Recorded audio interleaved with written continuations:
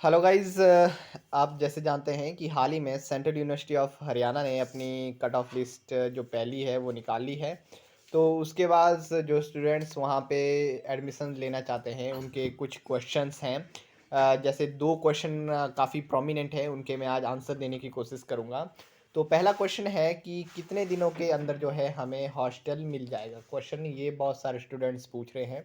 तो मैंने अपने सोर्सेज़ और जो सीनियर्स वहाँ पे ऑलरेडी स्टडी कर रहे हैं, उनसे बात करने के बाद मुझे पता चला है, उन्होंने मुझे बताया कि जैसे ही आप शॉर्टलिस्टेड होंगे एडमिशन्स में, आपके लिस्ट में नाम आएगा, उसके बाद शॉर्टलिस्ट होने के बाद आपको फ़ी पे करनी पड़ेगी।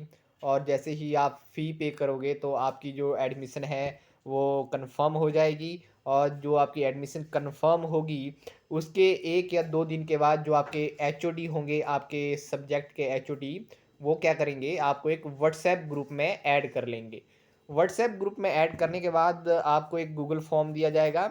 वो गूगल फॉर्म आपको भरना होगा, उसमें आपको डिटेल्स डालनी होगी कि आपके घर जो है यूनिवर्सिटी से कितने दूर हैं, आप हॉस्टल लेना चाहते हो या नहीं लेना चाहते हो। इस तरह की जो भी डिटेल्स होंगी वो उस गूगल फॉर्म में आपसे माँगी जाएगी। जैसे ही आप उन डिटेल्स को भरेंगे, उसके 1 या 2 दिन बाद फिर दोबारा से एक साइट के ऊपर लिस्ट आ जाएगी, जिसमें कैंडिडेट्स के नाम होंगे जिन्हें हॉस्टल अलॉट होगा। तो मुझे अपने सोर्सेज़ से ये भी पता लगा है कि मैक्सिमम जो फर्स्ट लिस्ट में जितने भी कैंडिडेट आपके सेलेक्ट होते हैं, उन सभी को जो है यहाँ पर हॉस्टल मिल ही जाता है अप्रॉक्सिमेटली। अगर कुछ एक रह भी जाते हैं, तो उनको दूसरी या तीसरी लिस्ट में हॉस्टल की में फिर उनका नाम भी आ जाता है। तो आई होप आपको ये आंसर इसका मिल गया होगा।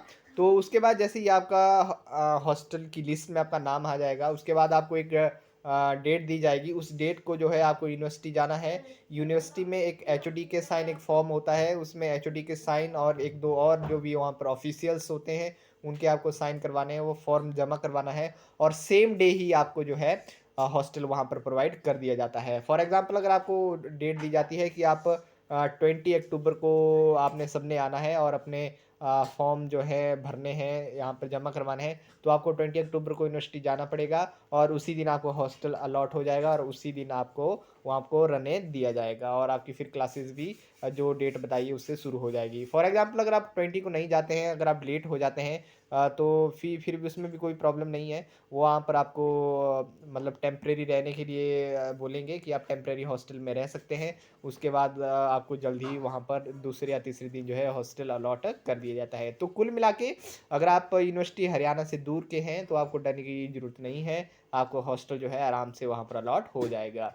और दूसरा क्वेश्चन जो काफ़ी पूछ रहे हैं कि डॉक्यूमेंट्स कौन-कौन से लगेंगे, तो देखिए मैक्सिमम यूनिवर्सिटी में सब कुछ सेम ही रहता है। आपकी 10th की मार्कशीट, जिसमें आपकी डेट ऑफ बर्थ को वेरीफाई किया जाएगा, आपकी 12th की मार्कशीट भी, आपकी ग्रेजुएशन की डिग्री, अगर डिग्री नहीं है तो प्रोविज़नल, प्रोविज़नल नहीं है तो मार्कशीट, मैक्सिमम मार्कशीट ही यहाँ पर काम में आती है, जिसको हम डीएमसी भी बोलते हैं। और ये तो लगेंगे ही।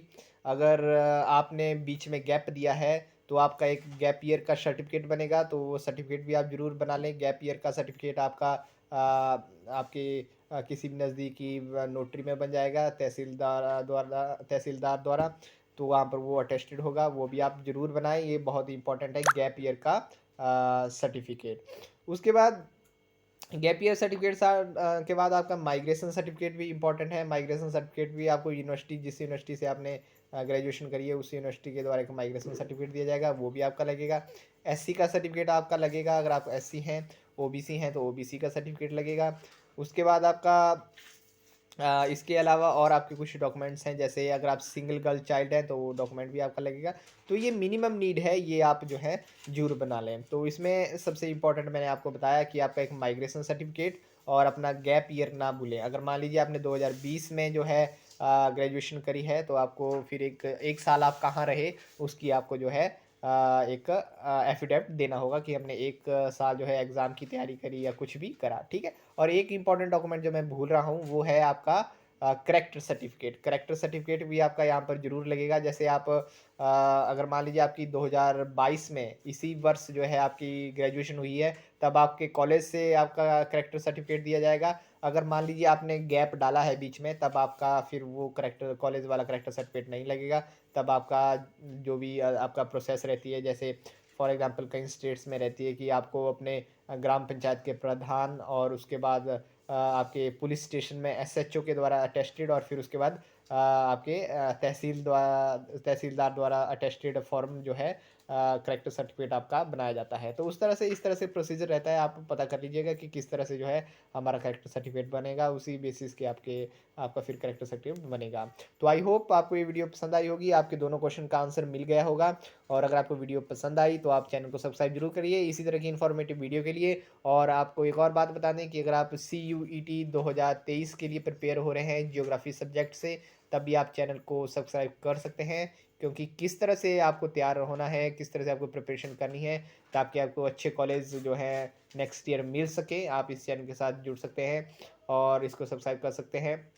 आपको यहाँ पर 1 बाय 1 सारी टिप्स दी जाएगी। तो आपके साथ मिलते हैं नेक्स्ट वीडियो में, तब तक के लिए धन्यवाद।